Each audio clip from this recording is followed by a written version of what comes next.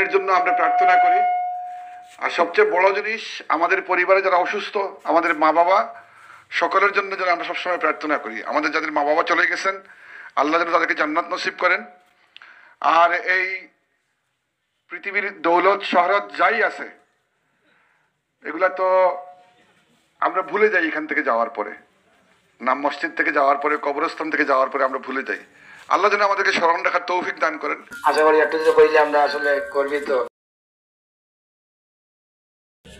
আল্লাহ বলেছেন, রব্বানা ইন্নাকা জামিউন নাসি লিয়াউমিন লা রাইবা ফি ইন্নাল্লাহা লা ইউখলিফুল মিয়াদ।